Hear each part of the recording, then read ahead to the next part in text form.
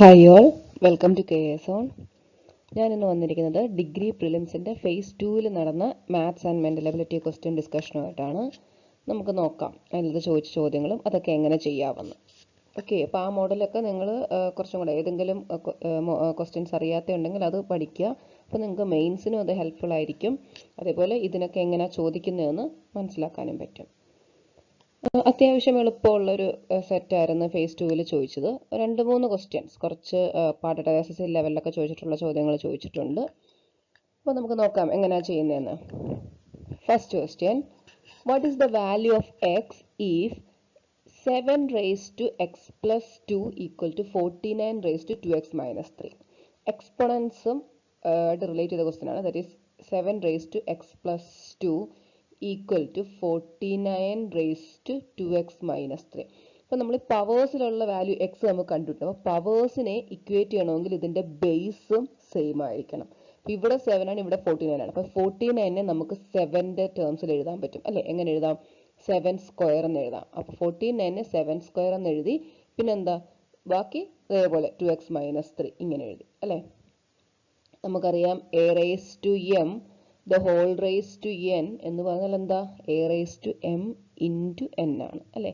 So ഇവിടുത്തെ നമുക്ക് ഇങ്ങനെ എഴുതാം 7 raised to 2 into 2x minus 3 എന്ന് എഴുതാം അല്ലേ? 2 into 2x minus 3 എന്ന് എഴുതാം അല്ലേ? അപ്പോൾ നമുക്ക് എന്ത് എഴുതാം? 7 raised to ഇവിടെ x plus 2 equal to 7 raised to 2 into 2x 4x minus 6.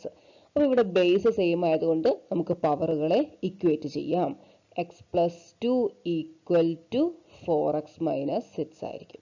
ഇനി ഇത് സോൾവ് ചെയ്താൽ നമുക്ക് എക്സിൻ്റെ വാല്യൂ കിട്ടി. എക്സ് ഒരു സൈഡിലേക്ക് പോയാൽ 4x മൈനസ് എക്സ്, ഈ മൈനസ് എക്സ് ഇപ്പുറത്ത് വന്നാൽ അത് പ്ലസ് ആയി അല്ലെ? 6 plus 2 that is 3x equal to 8. So x will be equal to 8/3. Option B. Clear ആണല്ലോ? Next question, if the sum of two numbers is 8 and the product is 15, what is the sum of the reciprocals? രണ്ട് numbers എക്സും വൈയും എന്ന് ഞാൻ എടുക്കുന്നു. ആ രണ്ട് നമ്പേഴ്സിന്റെ sum 8 ആണെന്നും അതിന്റെ പ്രോഡക്റ്റ് എടുത്താൽ എക്സ് ഇൻറ്റു വൈ എടുത്താൽ 15 ആണെന്നും പറയുന്നു. അങ്ങനെയാണെങ്കിൽ sum of the reciprocals, reciprocal എന്ന് പറഞ്ഞാൽ എന്താ? എക്സിന്റെ റെസിപ്രോക്കൽ എന്താ? 1/x. അടുത്ത y എന്ന് പറഞ്ഞ നമ്പറിന്റെ റെസിപ്രോക്കൽ 1/y അല്ലേ? സോ 1/x പ്ലസ് 1/y എന്താണെന്നാണ് കണ്ടുപിടിക്കേണ്ടത്. ക്ലിയർ ആണോ? ഇത് നമ്മൾ ചെയ്യാനൊന്നും നിൽക്കണ്ട, നമുക്ക് നോക്കിയാൽ തന്നെ മനസ്സിലാവും അല്ലെ? ഏതോ രണ്ട് ടേം ആഡ് ചെയ്താൽ 8ഉം കിട്ടണം, മൾട്ടിപ്ലൈ ചെയ്താൽ 15ഉം കിട്ടണം. ഈ മൾട്ടിപ്ലൈ എന്ന് വെച്ച് നോക്കി 15 കിട്ടാൻ പറ്റുന്ന ഏതൊക്കെ നമ്പേഴ്സ് ഉണ്ട്?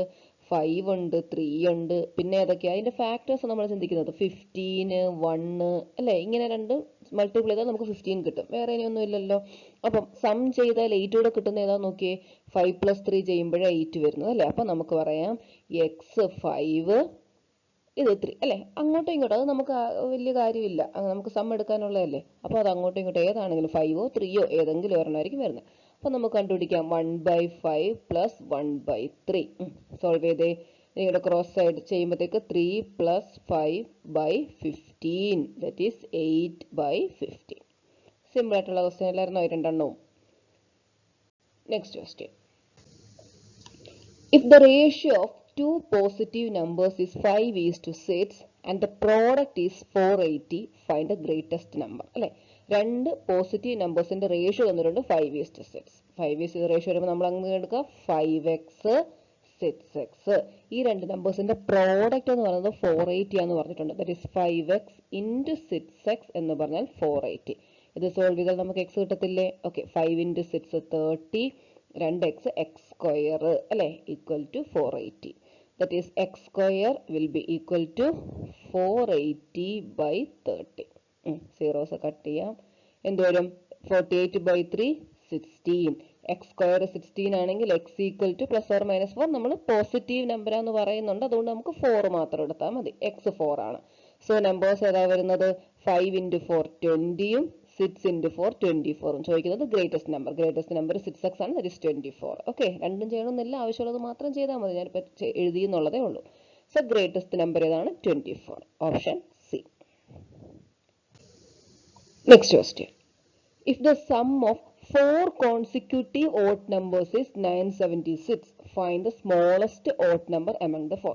4 അടുത്തടുത്തുള്ള അല്ലെ അടുത്തടുത്തുള്ള ഓഡ് നമ്പേഴ്സിന്റെ സം ആണ് 976 എന്ന് പറഞ്ഞേക്കുന്നത്. ഓക്കെ, അപ്പൊ നമുക്ക് എങ്ങനെ ചെയ്യാം? എക്സ് ആണ് നമ്മുടെ നമ്പർ എന്ന് വിചാരിക്കും. ആദ്യത്തെ ഓഡ് നമ്പർ എക്സ് ആണെന്ന് വിചാരിക്കുന്നു. അങ്ങനെയാണെങ്കിൽ അടുത്ത എന്തായിരിക്കും?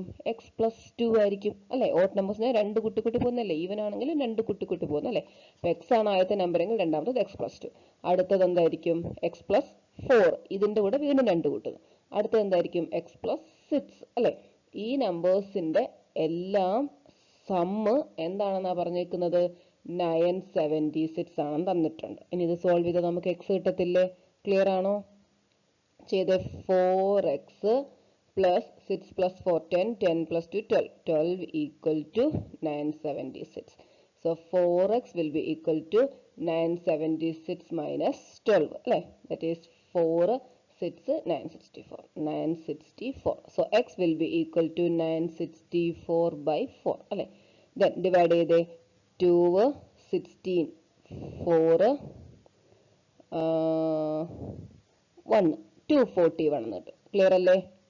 അപ്പൊ ഏതാ നമ്മുടെ നമ്പർ? എക്സ് ആണ് നമ്മൾ എഴുതിയേക്കുന്നത്. ഏറ്റവും ചെറുതിനെ നമ്മൾ എക്സ് എന്നാണ് കൊടുത്തേക്കുന്നത്. സോ സ്മോളസ്റ്റ് ഓഡ് നമ്പർ എന്ന് പറഞ്ഞതാണ് 241 ആണ്. Option B. ഇനി ഇത് മറ്റൊരു രീതിയിലും കൂടെ ചെയ്യുന്നത് ഞാൻ കുറച്ച് എത്രയും നമ്മളിപ്പോ ഈ അഡീഷനും ഈ എന്താണ് ഡിവിഷനും ഒന്നും ചെയ്യാതെ തന്നെ നമുക്ക് കുറച്ച് പെട്ടെന്ന് പറയാനായിട്ട് പറ്റുന്ന ഒരു രീതിയാണ് ഞാൻ പറയാൻ പോകുന്നത്. ശ്രദ്ധിക്കുക. ഇത് സമ്മ് വന്നിട്ടുണ്ട് അതെ. ആവറേജ് എന്ന് പറഞ്ഞ ടോപ്പിക്കിൽ ഇത് പഠിപ്പിച്ചിട്ടുണ്ട്. അല്ലെങ്കിൽ നമ്മളുടെ പ്ലേലിസ്റ്റിൽ നോക്കിയാൽ മതി, ഞാൻ എടുത്തിട്ടുണ്ട് ആ ക്ലാസ്. നിങ്ങൾക്ക് അതിന്റെ കൂടുതൽ ക്വസ്റ്റ്യൻസ് കാണാൻ ആ ഒരു ടോപ്പിക് ഒന്ന് കാണുക. ആവറേജിൽ നമ്മൾ പറയുന്നുണ്ട് എന്താണ്? ഒരു AP അല്ലെങ്കിൽ കോൺസിക്യൂട്ടീവ് അല്ലെങ്കിൽ നല്ല consecutive even numbers or consecutive odd numbers അല്ലെ. അടുത്തടുത്തുള്ള ഈവൻ നമ്പർ, അടുത്തടുത്തുള്ള ഓഡ് നമ്പേഴ്സ് എന്നൊക്കെ പറഞ്ഞ ഒരു APയുടെ എക്സാമ്പിൾ ആണ് അല്ലെ.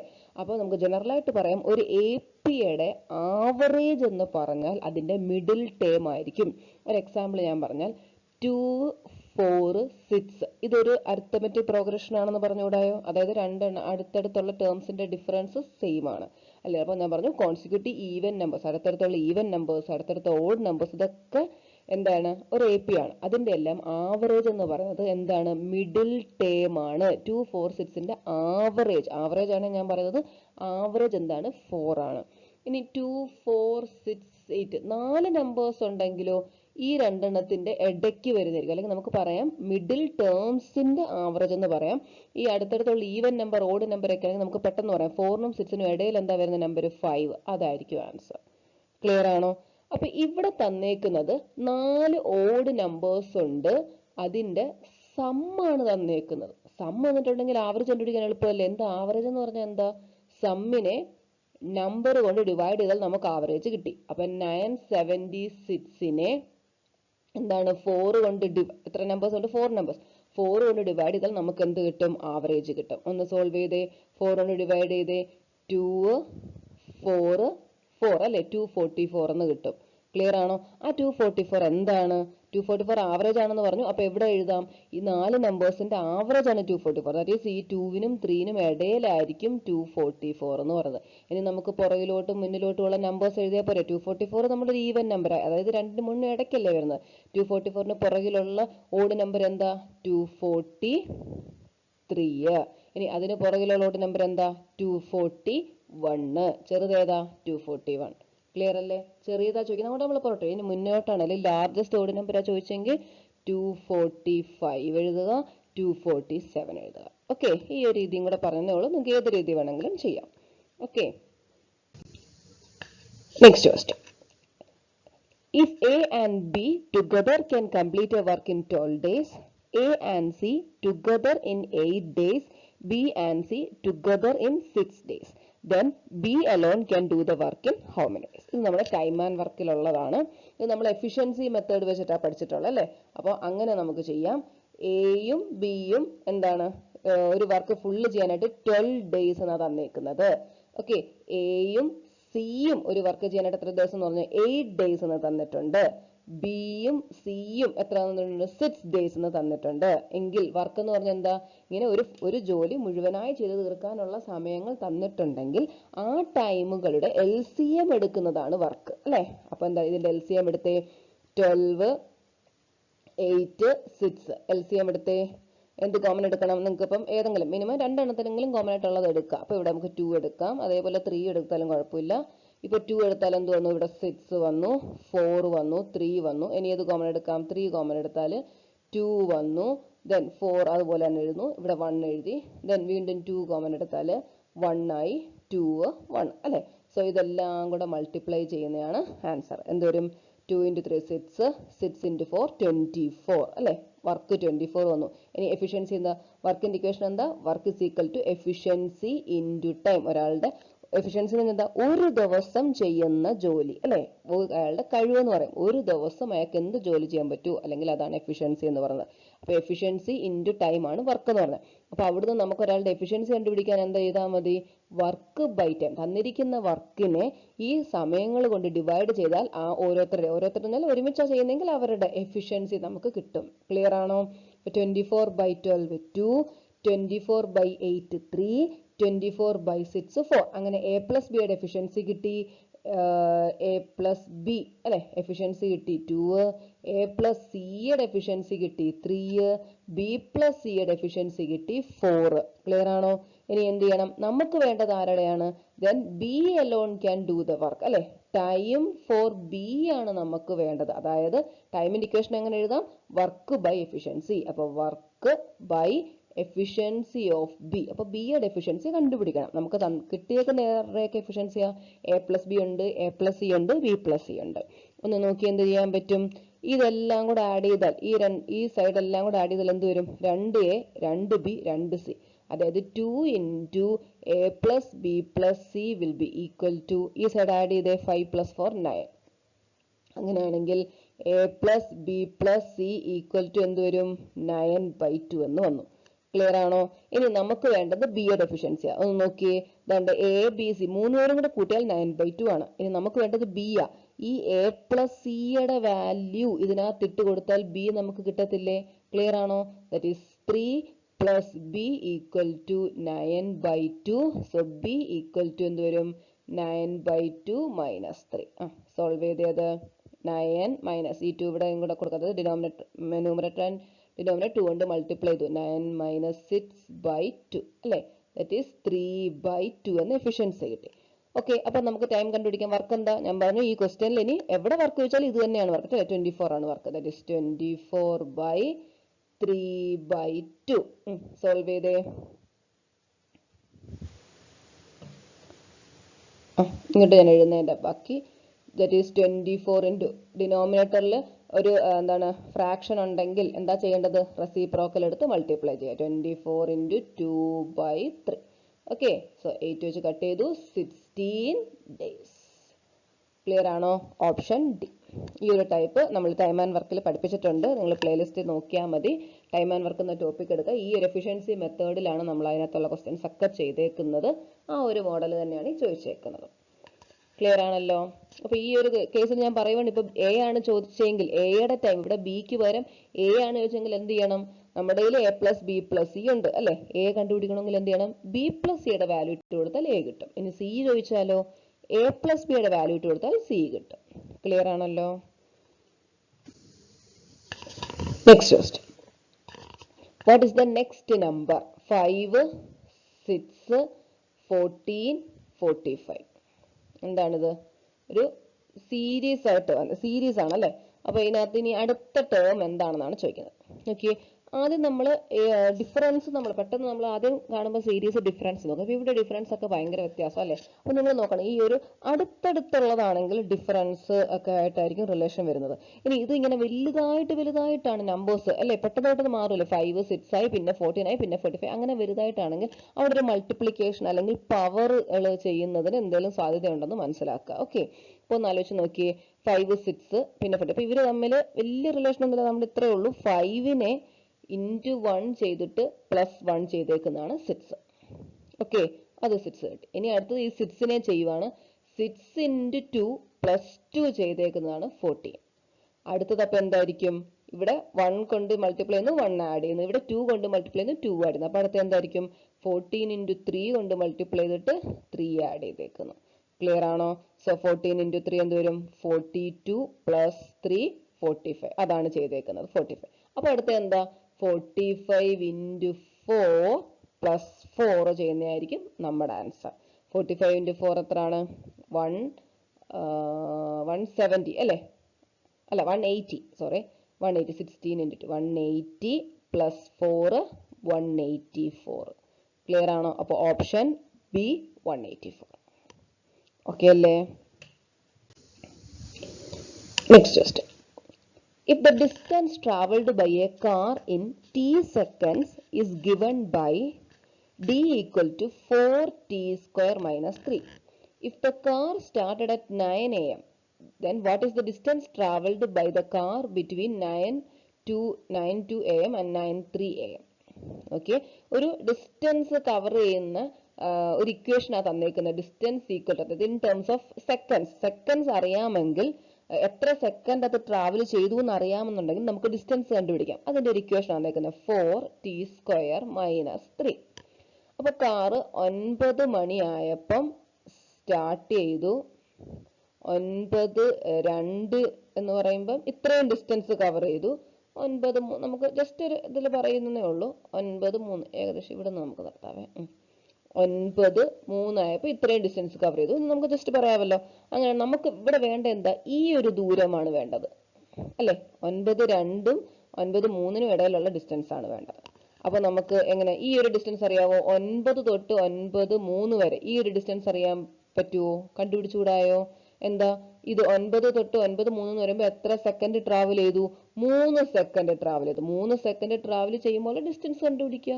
സെക്കൻഡ് ടൈം ഉണ്ടെങ്കിൽ നമുക്ക് ഡിസ്റ്റൻസ് കണ്ടുപിടിക്കാൻ പറ്റും. അപ്പൊ 3 സെക്കൻഡ് 9 മണി തൊട്ട് 9:03 വരെ, അതായത് 3 സെക്കൻഡ് കൊണ്ട് ട്രാവൽ ചെയ്ത ഡിസ്റ്റൻസ് എത്ര? 4 × 3² - 3 അല്ലെ? 4 × 3² 9, 36 36 - 3 33. ഇനി ഈ ഒരു ഡിസ്റ്റൻസ് കണ്ടുപിടിക്കാൻ പറ്റുമോ? ഞാൻ എന്നെ y എന്ന് കൊടുക്കുന്നു. ഈ ഒരു ഡിസ്റ്റൻസ് എന്താ? 9 തൊട്ട് 9:02 വരെയുള്ള ഡിസ്റ്റൻസ് എന്തെന്ന് പറയാം നമുക്ക്? 2 സെക്കൻഡ് ട്രാവൽ ചെയ്തപ്പോൾ ഡിസ്റ്റൻസ് അല്ലെ? 9 കൊണ്ട് 9:02 വരെ 2 സെക്കൻഡ്. അപ്പൊ 2 സെക്കൻഡ് കൊണ്ട് ട്രാവൽ ചെയ്ത ഡിസ്റ്റൻസ് എന്താ? 4 × 2² - 3. ഓക്കെ, 2² 4, 4 × 4 16, 16 - 3 എന്ന് പറഞ്ഞാൽ 13. ഓക്കെ, അപ്പൊ നമുക്ക് വേണ്ടത് ദാണ്ട് ഈ ഡിസ്റ്റൻസ് അല്ലെ? ആ ഡിസ്റ്റൻസ് ടോട്ടൽ എക്സിൽ നിന്ന് ഈ y കുറച്ചാൽ പോരായോ? 3 സെക്കൻഡ് കൊണ്ട് ട്രാവൽ ചെയ്തതിൽ നിന്ന് 2 സെക്കൻഡ് വരെ ട്രാവൽ ചെയ്തത് മൈനസ് ചെയ്താൽ 9:02 തൊട്ട് 9:03 വരെ ഉള്ളത് നമുക്ക് കിട്ടും. ക്ലിയർ അല്ലേ? ഓക്കെ, അപ്പൊ നമുക്ക് കണ്ടുപിടിക്കേണ്ട ഡിസ്റ്റൻസ് എന്താണ്? 33 - 13 20. ഓക്കെ അല്ലേ? Next question. PQ is a diameter of a circle with a center O. Draw a tangent at P. Mark a point R on the circle and produce QR to meet the tangent at P at S. If angle PSQ is 48 degree, then find angle PQR. ഒരു സർക്കിളിന്റെ centre ഇത് നമ്മൾ PQ എന്ന് പറഞ്ഞ ഒരു diameter ഞാൻ വരയ്ക്കുന്നു. ഇത് P, ഇത് Q, ദെൻ ഒരു ടാൻജന്റ് എന്ന് പറഞ്ഞാൽ അങ്ങനെയാണ് ഒരു പോയിന്റ് മാത്രം ടച്ച് ചെയ്ത് ഇങ്ങനെ വരയ്ക്കുന്നത് അല്ലേ? ഓക്കെ, അപ്പൊ അത് നമുക്കറിയാലോ. ഈ ഡയമീറ്ററുമായിട്ട് ഇത് എത്ര ആയിരിക്കും? 90 ഡിഗ്രി ആയിരിക്കും അല്ലെ? ഈ ഡയമീറ്ററിന് ഈ ഒരു പോയിന്റിൽ പെർപെൻഡിക്കുലർ ആയിട്ട് വരയ്ക്കുന്ന വരെയാണ് ടാൻജന്റ് എന്ന് പറയുന്നത്. അപ്പം ഈ വരയും ഇതും തമ്മിൽ എന്തായിരിക്കും? 90 ഡിഗ്രി ആയിരിക്കും. ഇനി എന്താ? Mark a point R on circle and produce QR to meet the tangent P. ഇവിടെ ടാൻജന്റ് P അറ്റ് S ആണ്. ഓക്കെ, അതായത് ഇങ്ങനെ ടാൻജന്റിൽ, അപ്പം സർക്കിളിൽ ഒരു പോയിന്റ് മാർക്ക് ചെയ്യുക R അല്ലെ? ദെൻ ആ QR എന്നുള്ളത് പ്രൊഡ്യൂസ് ചെയ്തിട്ട് ടാൻജന്റിൽ അത് തട്ടും S. ഇനി തന്നിരിക്കുന്ന ആംഗിൾ എന്താ? PSQ. PSQ ഈ ആംഗിൾ തന്നിട്ടുണ്ട് 48 ഡിഗ്രി. ഇത് നമുക്കറിയാം 90 ഡിഗ്രി. ചോദിക്കുന്നത് PQR എന്ന് പറഞ്ഞാൽ കണ്ടിത്. അതായത് നമുക്ക് PQS കണ്ടുപിടിച്ചാലും മതിയല്ലോ. PQRും PQS എല്ലാം ഒന്ന് തന്നെയല്ലേ? ഒന്നുമില്ല. ഇതെന്താണ്?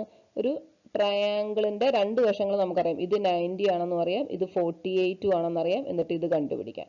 നമുക്കറിയാമല്ലോ ഒരു ട്രയാങ്കിളിന്റെ 3 ആംഗിൾസും കൂടെ സം ചെയ്താൽ 180 ഡിഗ്രി ആയിരിക്കും. അപ്പൊ ഇത് കണ്ടുപിടിക്കാൻ എന്ത് ചെയ്താൽ മതി? 180 ഡിഗ്രി മൈനസ് 90 പ്ലസ് 48. ക്ലിയർ അല്ലേ? ദാറ്റ് ഈസ് 180 മൈനസ് എന്തോരം 138 2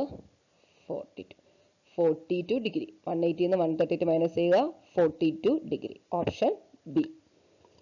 ക്ലിയർ അല്ലേ? നെക്സ്റ്റ് ക്വസ്റ്റ്യൻ റീസണിംഗ് പാർട്ടിലാണ്. In a certain code language discipline is written as, നോക്ക് ഈ ഒരു ഇത്രയും ലെറ്റേഴ്സ് വെച്ച് മാർക്ക് ചെയ്തേക്കുവാണ്. Then how is education is written in the code? Okay, phase 2 പഠിപ്പിച്ചപ്പോഴും ഞാൻ പറഞ്ഞായിരുന്നു, അല്ല phase 3 ക്വസ്റ്റ്യൻസ് ചെയ്തപ്പോഴും പറഞ്ഞത് ഇതുപോലെ കോഡിംഗ് വരുമ്പം നിങ്ങൾ ഇതേപോലെ ABCD എന്താ അവിടെ H വരെ മീൻസ് Z വരെ ഒന്ന് നോട്ട് ചെയ്യുക. എന്നിട്ട് ഓരോന്നും എങ്ങനെ എഴുതിയേക്കുന്നത് നമുക്ക് മനസ്സിലാക്കാൻ പറ്റും. ക്ലിയർ ആണോ? നോക്കിയേ,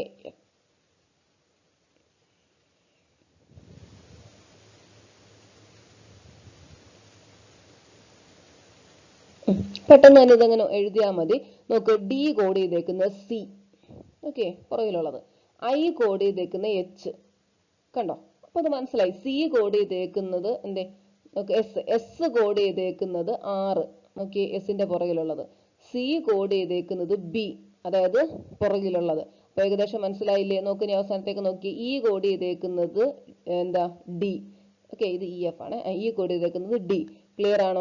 അപ്പൊ ഓരോ ലെറ്റേഴ്സും അതിന്റെ തൊട്ട് പുറകിലുള്ളതാ കോഡ് ചെയ്തേക്കുന്നത്. അപ്പൊ നമുക്ക് ഇത് കോഡ് ചെയ്യാമല്ലോ. അപ്പൊ ഇത് എഴുതിയിട്ടുണ്ടെങ്കിൽ നിങ്ങൾക്ക് വേഗം ഇങ്ങനെ പറഞ്ഞു നമുക്ക് പുറകിലോട്ടൊക്കെ ഉള്ളത്, ഫ്രണ്ടിലോട്ടാണെങ്കിൽ നമുക്ക് പെട്ടെന്ന് പറയല്ലേ, പുറകിലോട്ടുള്ളത് പറഞ്ഞു നോക്കാൻ എളുപ്പമുള്ളവരത് ചെയ്തോളുക. അല്ലാത്തവരെന്ത് ചെയ്യുക?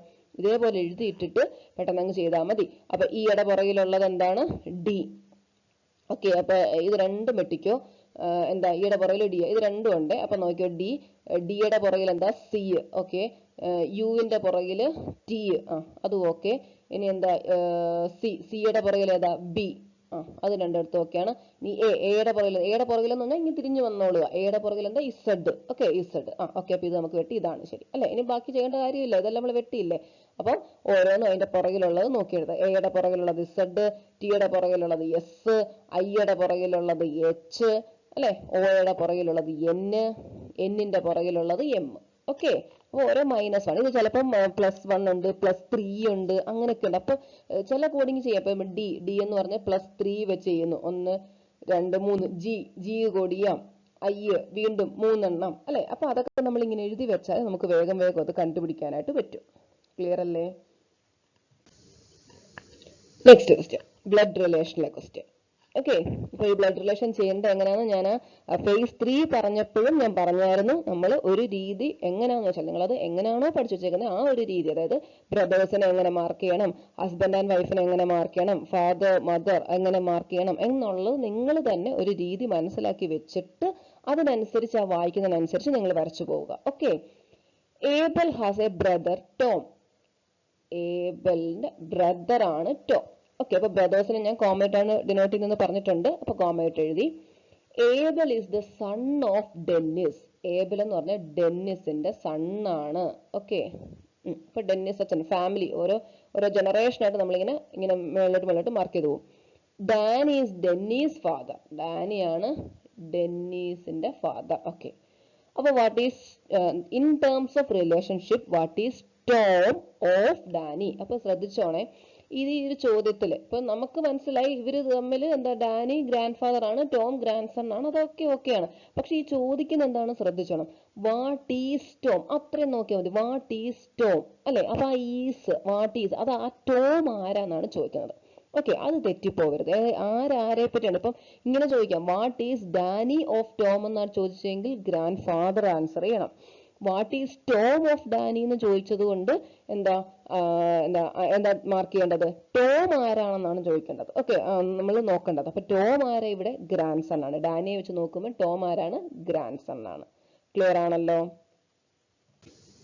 Next question, at what angle the hands of a clock are inclined at 50 minutes past 4. അതായത് 15 minutes past 4 എന്ന് പറഞ്ഞാൽ എന്താണ്? 4:50 അല്ലെ, 4:50, 4 hour 50 minute.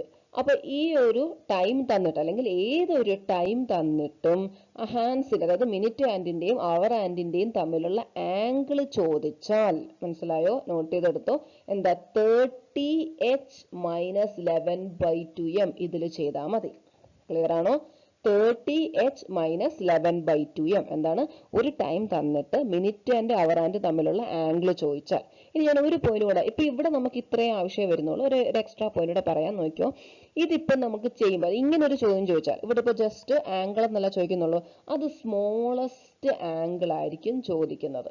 ക്ലിയർ ആണോ? ഫോർ എക്സാമ്പിൾ നമ്മളിപ്പോൾ ഇതിങ്ങനെ വരച്ചാൽ ഏകദേശം 4:50 എന്ന് പറയുമ്പോൾ അതുകൊണ്ട് ഇങ്ങനെ വരയ്ക്കാം. ഓക്കെ, 12, ഇത് 11, ഇത് 10. ഓക്കെ, ഇപ്പൊ എന്താണ്? സ്മോളസ്റ്റ് ആംഗിൾ ആയിരിക്കും ഇത്. ഒരെണ്ണം ചെറുതും ഒരെണ്ണം വലുതുമായിരിക്കും അല്ലെ? സ്മോളസ്റ്റ് ആംഗിൾ ആയിരിക്കും ഇതിനകത്ത് ചോദിക്കുന്നത്.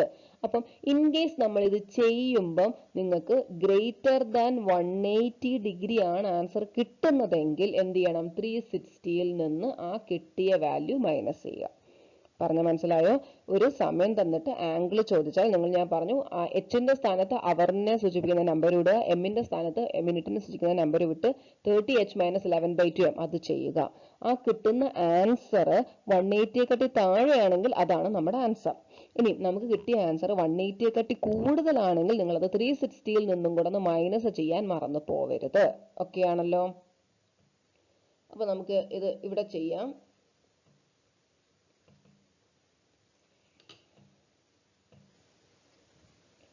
ഓക്കെ, അപ്പൊ എന്താണ് തന്നിരിക്കുന്ന സമയം? 4:50 അല്ലെ? അപ്പൊ 30 × 4 - 11/2 × 50.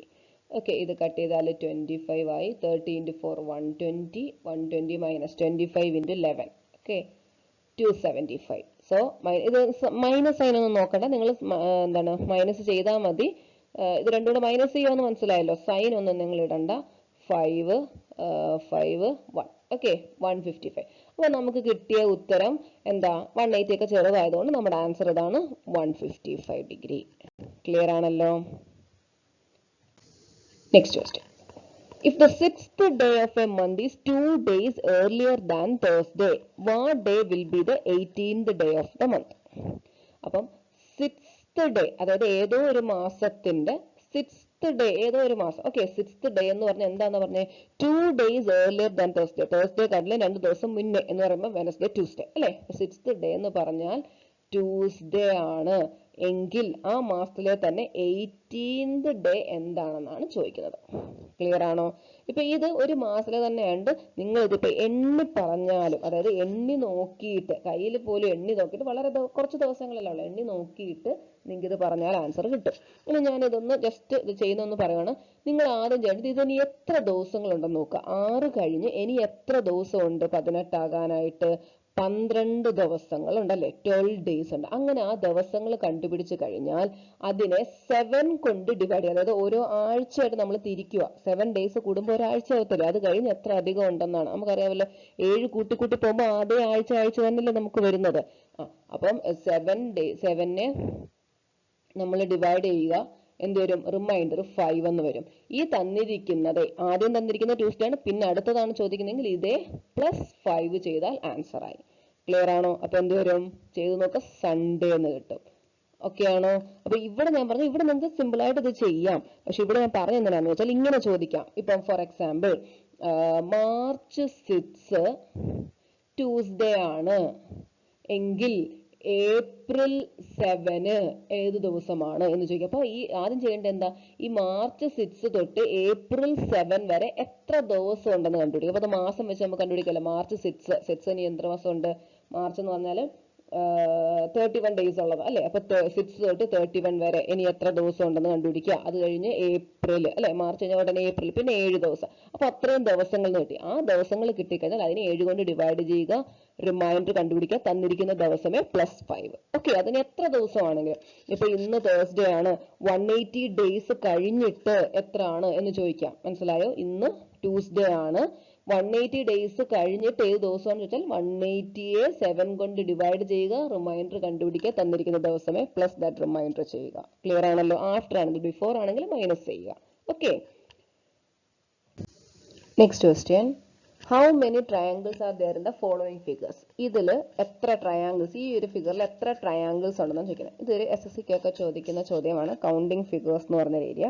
ഇത് എനിക്കൊന്ന് PSC ക്ക് ആദ്യമായിട്ടാണ് തോന്നുന്നു ചോദിക്കുന്നത്. നോക്കിയേ, ആദ്യം ഇത് നമുക്ക് ഓരോ ബേസ് ഫിഗർ എന്നുള്ള രീതിയിൽ വെച്ച് പഠിക്കാം. പക്ഷെ ഇത് വളരെ ചെറുതാണ്, നമുക്ക് അല്ലാതും കൗണ്ട് ചെയ്ത് കണ്ടുപിടിക്കാം. നോക്കിയാൽ നമുക്ക് ആദ്യം ഈ ചെറുതെല്ലാം കൗണ്ട് ചെയ്ത് 1 2 3 4 5 അല്ലേ, 5 എണ്ണം ഉണ്ട്. ഓക്കെ, ഇത് 5 എണ്ണം ഉണ്ട്. പിന്നെ ഏറ്റവും വലിയൊരു ട്രയാങ്കിൾ ഉണ്ടല്ലോ, അതൊന്നൊന്ന് കൺസിഡർ ചെയ്യാം. പിന്നെ നോക്കിയേ, ഇത് രണ്ടും കൂടെ ചേർന്ന്, അതായത് ഈ ഒരു വര കാരണം ഡിവൈഡ് ചെയ്യുന്ന ഒരെണ്ണം കണ്ടതാ, ഈ 1, പിന്നെ ഇത് 2. ഓക്കെ, +2 ആയി. ഇനി നോക്കിയേ, ഈ ഒരു വര കാരണം എന്താണ്ട് ഇത് രണ്ടും കൂടി, ഈ 1 5 കൂടെ ചേർന്ന്, ഈ 1 5 നമ്മൾ എണ്ണിയതല്ലേ, ഈ ഇതും കൂടെ ചേർന്ന് വരുന്നുണ്ട്. അതായത് ഇതൊന്ന്, പിന്നെ ഇത് 2. ഓക്കെ, അതായത് +2. ഇനിയും ഓക്കെ, അപ്പം ഈ ചെറുതെണ്ണി, ദെൻ വലിയ ഒരെണ്ണം എണ്ണി, പിന്നെന്താ ഈ ഒരു വര കാരണം നമ്മൾ ഡിവൈഡ് ചെയ്യുന്ന ഈ ഒരെണ്ണം, ഇത് എണ്ണി, പിന്നെ ഈ ഒരു വര വരച്ചേക്കുന്നത് വെച്ചിട്ട് ഈ രണ്ടെണ്ണം ചേർന്ന് അല്ലെ, ഇതും ചേർന്ന്. ഇനി ഒന്ന് നോക്കിയേ, ഈ ഒരു വര വരച്ചേക്കുന്നത് വെച്ച് ഈ രണ്ടെണ്ണം നമ്മൾ എണ്ണിയതാണ്. ദെൻ ഈ ഒരെണ്ണവും അതേപോലെ ഈ രണ്ട് കൊച്ചതും കൂടെ ചേർന്നിട്ടുള്ള ഈ രണ്ടെണ്ണവും കൂടെ. ക്ലിയർ ആണോ? ആ രണ്ടെണ്ണവും കൂടെ മനസ്സിലായി. നമ്മൾ കൊച്ചതെണ്ണി എന്നിട്ട് ആ കൊച്ചത് ചേർത്ത് വെച്ചിട്ടുണ്ടാവുന്ന വലുതാണ് നമ്മൾ പിന്നെ എണ്ണിക്കൊണ്ടിരിക്കുന്നത്. ഓക്കെ, ആദ്യം ഒരു വലുതെണ്ണി, പിന്നെ ഇത് രണ്ടെണ്ണം വെച്ചെണ്ണി, ഇത് രണ്ടെണ്ണം വെച്ചെണ്ണി, പിന്നെ ഇത് രണ്ടെണ്ണവും ഇത്രയും കൂടെ ചേർത്തുള്ള എണ്ണി, പിന്നെന്താ ഈ രണ്ടെണ്ണം, ഈ ഒന്നും പിന്നെ ഇത്. ക്ലിയർ അല്ലേ? അങ്ങനെ എത്ര വന്നു നോക്ക്, 6 12 സ്മോൾ ട്രയാങ്കിൾസ് ആണുള്ളത് അല്ലെ. സ്മോൾ ട്രയാങ്കിൾസ് അല്ല, 12 ട്രയാങ്കിൾസ് ആണ് ഈ ഒരു ഫിഗറിൽ ഉള്ളത്. ക്ലിയർ ആണോ? Next question, Deepa walks 1 kilometer towards east. Then he turned to south and walked 5 kilometer. Again he turns to east and walks 2 kilometer. After this, he turns to north and walks 9 kilometer. Now how far is he from starting point? അപ്പോൾ നമ്മുടെ directions എന്നുള്ള question ആണ്. നമ്മൾ ആദ്യം തന്നെ ഇതൊന്ന് ഇവിടെ mark ചെയ്ത് വെച്ചേക്കാം, NESW. ഓക്കെ, അപ്പൊ നോക്കിയാൽ Deepa walks 1 kilometre towards east, 1 kilometre ഈസ്റ്റിലോട്ട് പോയി. ദെൻ ടു സൗത്ത്, ഇപ്പൊ താഴോട്ട് അല്ലെ, സൗത്തിൽ എത്ര പോയി, 5 കിലോമീറ്റർ പോയി. Again he turns to east and walk 2 kilometre, ഈസ്റ്റിലോട്ട് പോയി 2 കിലോമീറ്റർ പോയി. After this he turns to north and walk 9 kilometre. നോക്കണേ, 9 ആണ്, ഇവിടുന്ന് മേളിലോട്ടാണ് പോകാനുള്ളത്. അപ്പൊ ഇത്രയും 5. ഓക്കെ, അത് കഴിഞ്ഞൊരു 4ഉം കൂടെ പോയി. ഓക്കെ, ഇത്രയും 5 ആണ്, അത് കഴിഞ്ഞൊരു 4. ഇപ്പം നിങ്ങളൊരു ഓർഡർ വരച്ചോളൂ, ചിലതൊക്കെ എനിക്ക് വലുതായി പോയി, കുഴപ്പമില്ല. അപ്പൊ ഇത് ടോട്ടൽ എത്ര, 9 കിലോമീറ്റർ ആണ്. ഇവിടം തൊട്ട് ഇവിടം വരെ 5 കിലോമീറ്റർ ആണ്, ഇവിടം തൊട്ട് ഇവിടം വരെ 4 കിലോമീറ്റർ എന്ന് ഉദ്ദേശിച്ചു. ഇനി ഇത് 1 കിലോമീറ്റർ ആണ്, ഇത് ഇവിടെ വരെ എത്ര കിലോമീറ്റർ, ഈ താഴെ കിടക്കുന്ന 2 കിലോമീറ്റർ. അപ്പൊ ഇപ്പൊ ഇവിടെ നിൽക്കുന്നത് സ്റ്റാർട്ടിംഗ് പോയിന്റ് ഇതായിരുന്നു. Now how far is he from the starting point? Starting പോയിന്റിന് എത്ര ദൂരമാണ്? അതാണ്ട് ഇത്രയും അല്ലെ. അപ്പൊ എന്താ, ഇങ്ങനെ ഒരു വര വരയ്ക്കുമ്പോൾ നമ്മൾ എന്താ ഒരു റൈറ്റ് ട്രയാങ്കിൾ അവിടെ ഉണ്ടാക്കണം അല്ലെ. റൈറ്റ് ട്രയാങ്കിൾ വരയ്ക്കുക, പൈതഗോറസ് തിയറം അപ്ലൈ ചെയ്താൽ മതി അല്ലെ. അപ്പൊ ഇതെത്ര, ഇവിടം തൊട്ട് ഇവിടം വരെ 2 ആണ്, ഇതും കൂടെ ചേർത്ത് 1. അപ്പൊ മൊത്തത്തിൽ എത്രയായി, ഈ ഒരു വര 3 കിലോമീറ്റർ അല്ലെ. ഇനി ഈ ഒരു വരയോ, ഇത് 4 കിലോമീറ്റർ നമുക്ക് കണ്ടുപിടിക്കേണ്ടത് ഇതാണ്. ഇനി പൈതഗോറസ് തിയറം വെച്ച് കണ്ടുപിടിച്ചുകൂടെ, ഇത് 90 ഡിഗ്രി അല്ലേ. എന്താ, root of 4 square plus 3 square, that is 16 plus 9 root എടുക്കുക, that is root of 25, that is 5 kilometre. Clear അല്ലേ?